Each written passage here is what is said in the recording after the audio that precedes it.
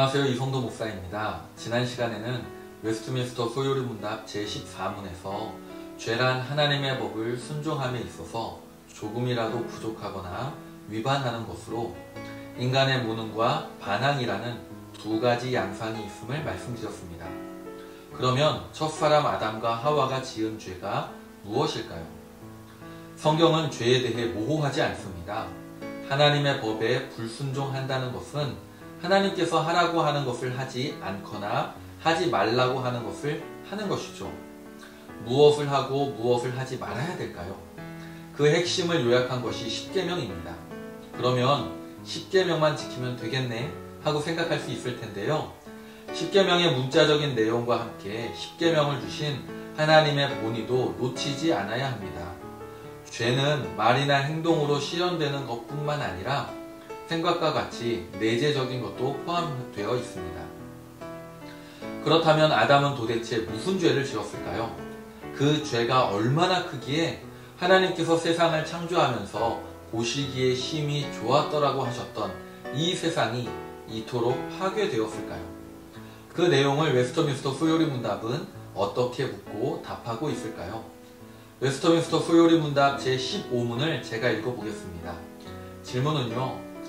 우리 첫 조상이 창조받은 상태에서 타락하게 된 죄는 무엇입니까?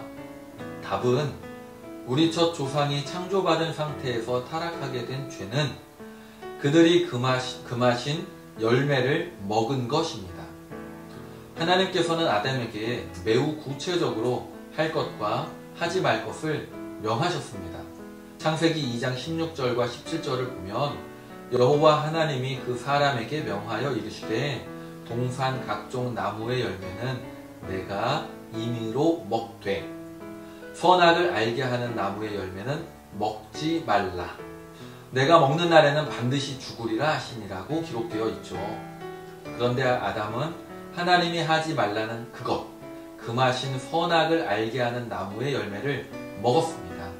이 스토리를 간단하게 서술하면 뱀이 하와를 유혹하고 하와가 유혹에 넘어가서 그 열매를 먹고 그 열매를 아담에게 주니까 아담도 먹었다는 것입니다.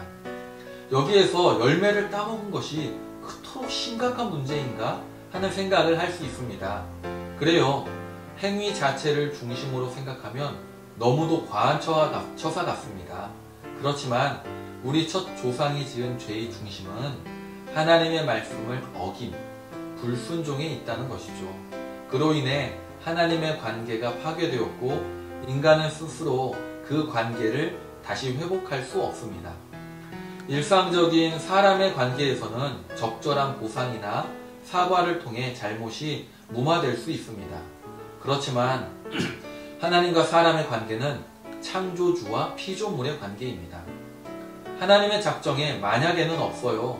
하나님의 속성이 무한하시고 영원하시며 불변하시기에 그분이 행하시는 일도 무한하고 영원하며 불변합니다.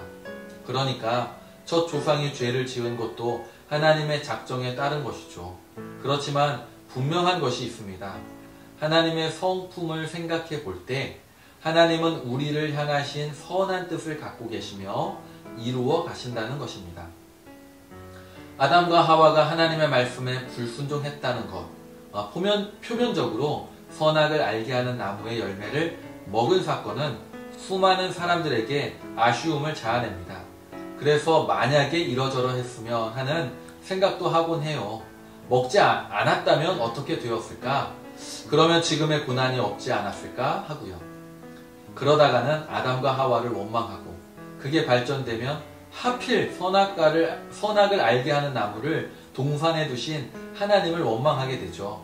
이것은 앞으로 다룰 내용을 통해서 더 구체적으로 알 수 있으리라 생각합니다. 행복을 향해 간다는 것은 올바른 방향이 중요합니다. 그리고 그 방향은 오직 하나님이어야 하죠. 다음 시간에는 죄의 결과에 대해서 살펴보도록 하겠습니다. 그럼 다음 시간 제16문에서 뵙겠습니다.